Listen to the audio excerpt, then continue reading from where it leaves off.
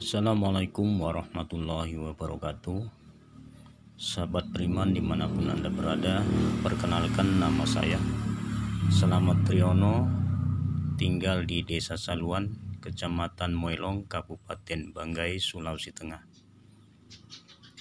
Sahabat beriman dimanapun Anda berada, kali ini saya akan berbagi tips tentang bagaimana caranya mengatasi atau mencegah virus corona.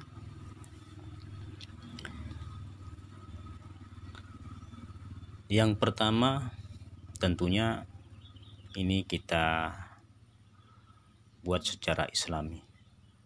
Yang pertama, pastikan lingkungan tempat tinggal kita itu harus bersih.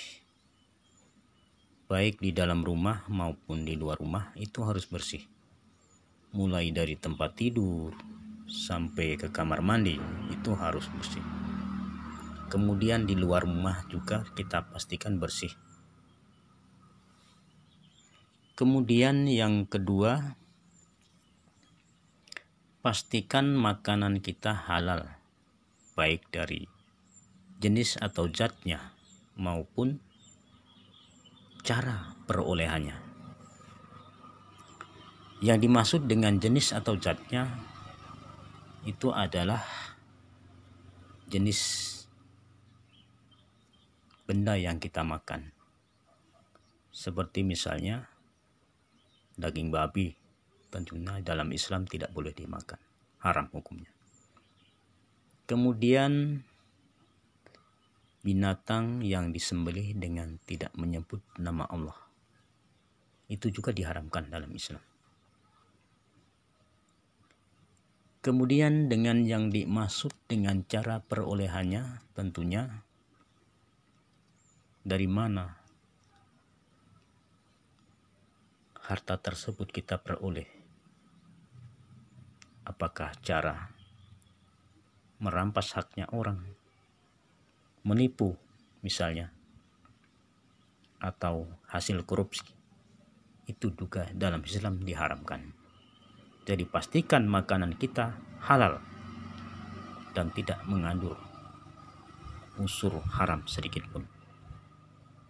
Itu yang kedua. Kemudian yang ketiga,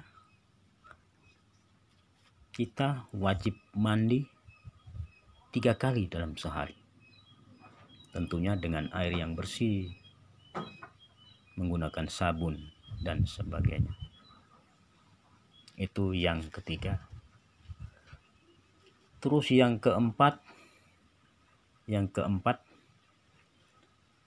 pakaian kita pastikan bersih.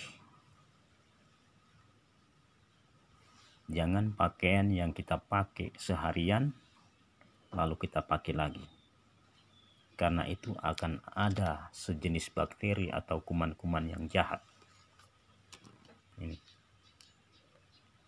Jadi pastikan pakaian kita bersih. Kemudian yang kelima ini tentunya dalam Islam diwajibkan berwudu minimal 5 kali dalam sehari, atau bersuci, atau dengan kata lain dalam Islam biasa disebut dengan toharoh. Jadi berwudu 5 kali minimal dalam sehari. Gitu. Kemudian setelah berwudu apa yang kita kerjakan? Tentunya salat. Ini yang keenam, melaksanakan sholat dan memahami tentang sholat itu. Kenapa harus memahami tentang sholat? Karena sesungguhnya sholat itu sebagai penentu daripada amal-amal kita, mau diterima atau tidak oleh Allah Subhanahu wa taala, adalah dari sholat. Rasulullah SAW bersabda bahwasanya dikatakan oleh Rasulullah, seluruh amal perbuatan manusia itu yang akan dihisab pertama kali adalah sholat. Maka barang siapa yang sholatnya baik, insya Allah semua amalan akan diterima. Dan apabila sholatnya tidak baik, maka seluruh amalan akan ditolak. Jadi setelah berwudu tentunya kita melaksanakan sholat dan memahami tentang sholat itu. Di sini yang dimaksud dengan memahami,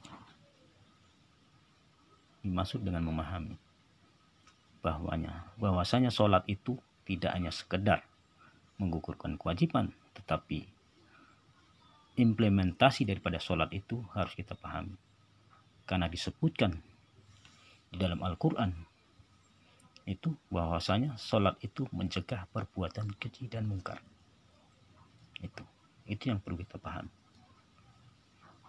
Kemudian yang ketujuh itu yang terakhir. Taati aturan pemerintah. Karena dalam Islam itu diwajibkan kita taat kepada pemerintah atau yang disebut dengan ulil amrin. Maka barang siapa yang tidak taat kepada pemerintah, maka dia tidak beriman. Mungkin ini yang saya dapat sampaikan. Kurang dan lebihnya saya mohon maaf. Billahi taufik wal hidayah. Wassalamualaikum warahmatullahi wabarakatuh.